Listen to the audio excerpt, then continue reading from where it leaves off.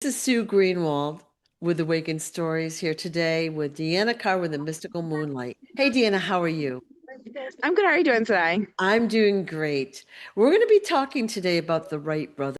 I've always wondered about this, and I got kind of the hit to talk about it, so yay. All right. Mhm. So I have been to Kitty Hawk, okay, North Carolina, the dunes off the ocean, multiple times. I've walked up them, super cool. They have hang gliders there, and it's just fun, okay? But I've always wondered, how the heck could you get a airplane up to the top of that and make the airplane fly? There's no way. You No can't. You way. can't. No way. So we Now already they know they that say there's, that they say the dunes were bigger back then. So they show you all these geographic things that make yeah, it so it's huge. But still, if you've walked up the sands, yeah, it is really challenging. yeah, And I can't imagine pushing a plane up that because yeah, even just walking is hard. yeah. And supposedly the plane was like 600 pounds. No way. Mhm. All right. So they're dunes. So they're really big and they're fun to run up. They have the hang gliders, blah, blah, blah, blah. There's no way. So let's Yeah. go point by point, okay? All right. Wright brothers are born in Dayton, Ohio in the 1870s-ish. And the two brothers are really highly interested in mechanics. And they were given supposedly a toy helicopter powered by rubber bands, which they played with, which stimulated their intense, uh, you know, um, wanting to work with, airplanes. Does that even Mhm. sound feasible? They, I think that they had this dream Yeah. to want to have an airplane and be able to Uh-huh. travel and kind of escape their reality. Okay. But they didn't actually have the understanding to create a plane itself. Okay. All right. So they obviously were, we'll call it out in the Mhm. boonies at that point, and Yeah. they were probably self-taught. They didn't have any formal engineering education. So what we're told is that they developed the airplanes by, experimentation, crashing, trying again, et cetera, et cetera. All right. Mhm. So we'll go forward. And so the Wright brothers heard of another glider experiment. So that was in the 1890s. And then they began studying flight in earnest. Okay. So Yeah. they read every scientific paper on, flight and all of that they could find. And here's something I thought was interesting. They wrote the Smithsonian for additional information. Ah, that seems like a red flag to me. What do you think? Yeah. No, it's So definitely a red flag. go ahead. Sorry, go ahead. So the Smithsonian is an awesome place in Washington that likes to suppress information. They've got all sorts of stuff buried in their archives. So what did they give the Wright brothers? Well, it doesn't make sense because if you ask for information from the Smithsonian, you're not going to get anything. Yeah, yeah, Like you're not, they're just going even for that time frame, like they have everything under lock and key and they're not going to let anybody yeah, in, right? They yeah. have so much stuff. I mean, you don't even know about the stuff that's in their basement, right?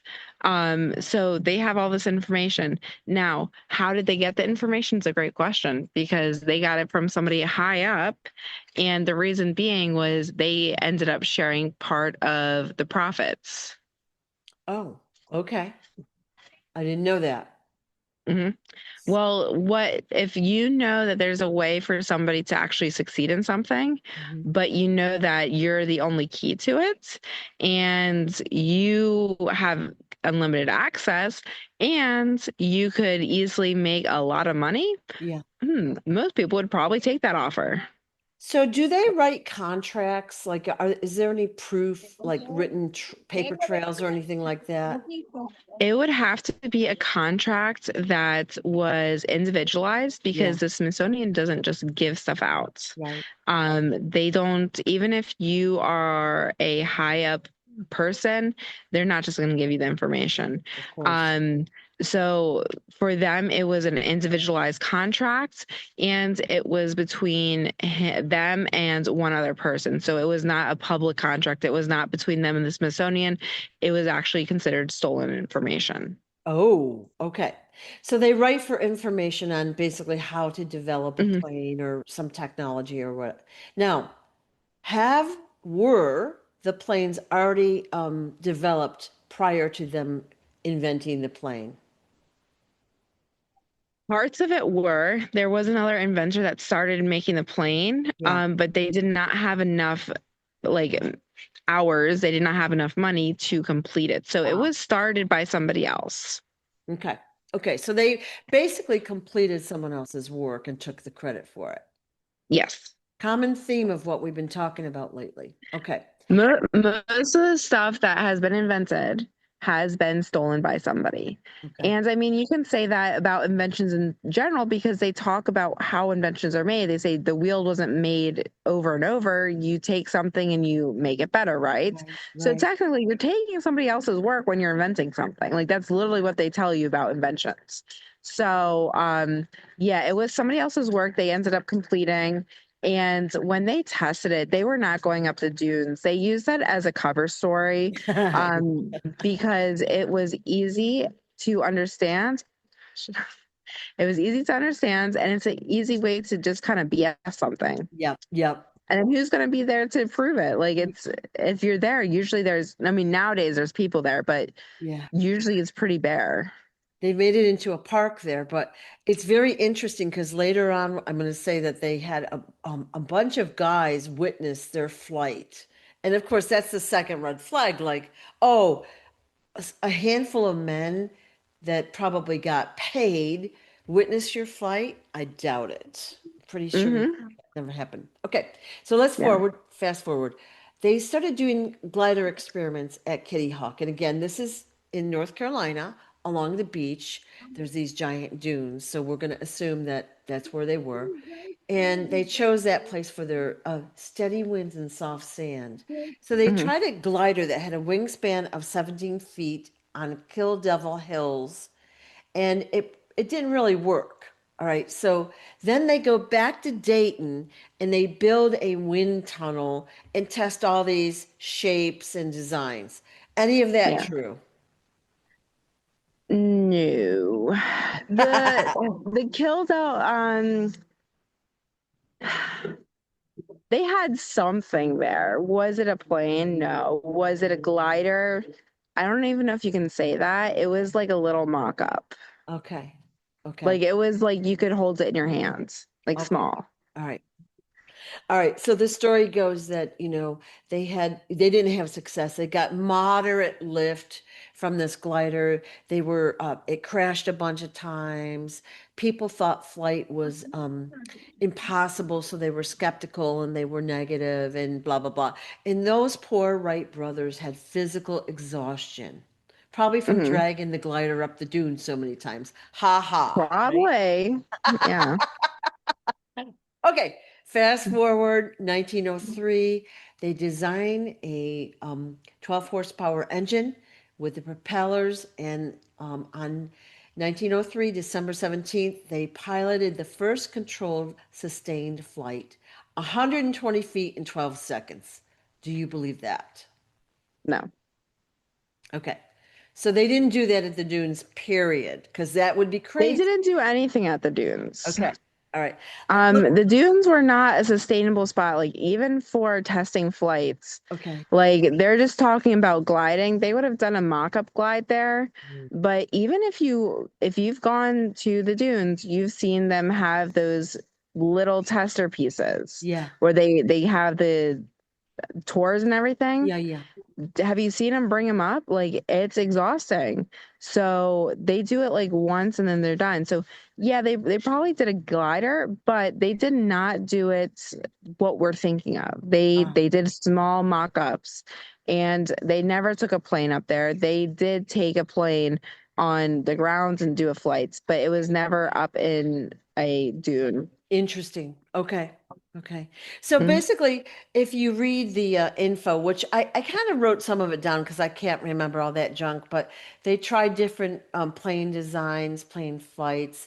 They had different success rates, like altitudes Mhm. and that amount of system. But what happened in 1903 is Wilbur flew the fourth flight, supposedly 852 feet, and only witnessed by five local men, like I said.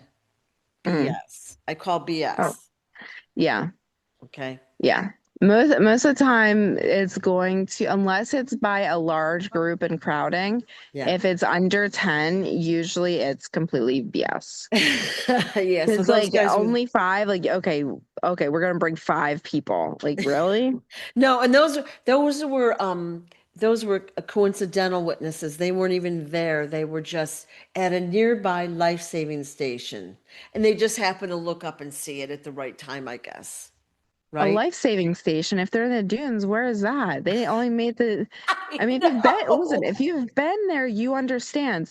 Now they say things change, but the closest thing is a modern place that, like, when you're on the dunes, you can see it from like a mile away. Yeah. But there's no way some random station like was just sitting there watching them. Like, Yeah. So, please. so I'm going to skip all these like bogus claims that they did with their planes and all that. But they say that the plane was I had it written down like 600 and something pounds. I like I said, no way did they do that at the dunes. Just no way. Okay, Yeah. it doesn't make any sense. So did they invent a plane like say in Dayton or wherever they were? They were able to get help to finish a plane, yes. Okay. All right. So they did invent a plane, but it's not the story that we're told. Yeah. All right. I mean, how cool would it be like the story they gave is really interesting, but yeah, we found a plane, we got somebody to make it work for us and we flew it. Oh, exciting. So we're used, their story is used by, we'll call it schools and the general public to show us how a persistence and a passion can overcome all challenges, right? And Yeah. if you really have a dream and you follow your dream and work really hard, you can figure out the problem. That's how we're told the story, right? Yeah, which is also stupid.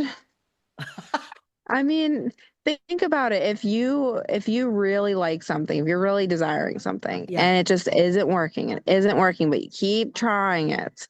Yeah, you should, pivot a little bit, try it out a different way. yeah, But after so many tries, maybe it's time to just take a little break yeah, and come back to it yeah. later, or try to pivot fully. Instead of just a little change, maybe just do something a little bit different altogether. Yeah, yeah, Um, and that kind of shows like they want you to have a mindset of, you're just going to keep working, you're going to keep pushing it, and maybe one day something will happen. Well, make one day now, like make something else happen if it's not working.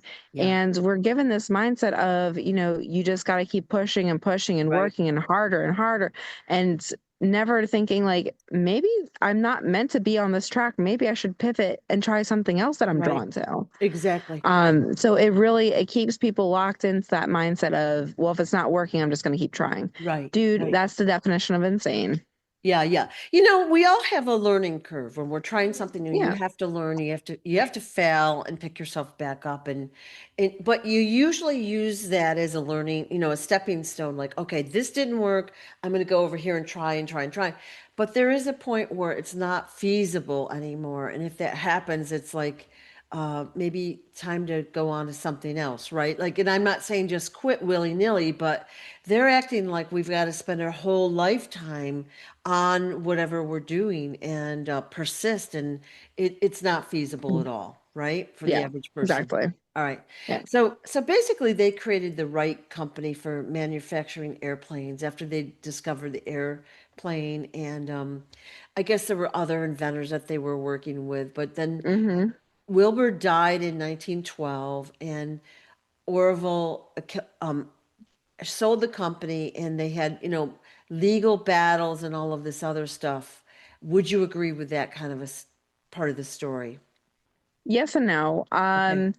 So part of it was legal battles. Most of it was because of the information given. So the Ah, legal battle was who's getting what parts. ah, So okay. because it was a larger company than expected, it would took off a little bit Yeah. bigger than they were expecting. Then it comes down to fighting about who gets what right since Mm. everything happens. Okay, well, all right, so let's go off like topic a little bit. So this is like 1915-ish. So they Mhm, supposedly discovered the airplane in 1903, and they're inventing and making new models and improving and blah blah blah blah. Let's say by mhm. 1915, but look at how fast, okay? Red flag in my mind, our aviation industry blossomed. Isn't it interesting and suspicious how fast the aviation industry blossomed out? Okay, so Mhm, we had talked about Howard Hughes, the aviation guy, and look at he wasn't mhm. even born till like 1900. You know, that was a questionable time, but like aviation was used in World War One. All right, 1915, 1918, Mhm. around then. They had planes then and they improved, but look at what we've got now. Doesn't that seem a little sketchy to you? Oh, definitely. I mean, they were making planes and then it grew and then it was like everything involved planes. And then it wasn't just here, it was other countries. So Yeah, it's weird how everything, expanded so fast yeah, and quickly across countries. yeah, yeah. Okay. It just seems suspicious to me. So, all right, we're about done today for this topic. Any other things we want to say here? If you guys have questions, put them in the comments and Okay. then we will add them into our Q&As. Okay. Hope this helps, guys. Thanks so Yeah, much, Deanna. Appreciate your time. of course. Bye-bye. Bye.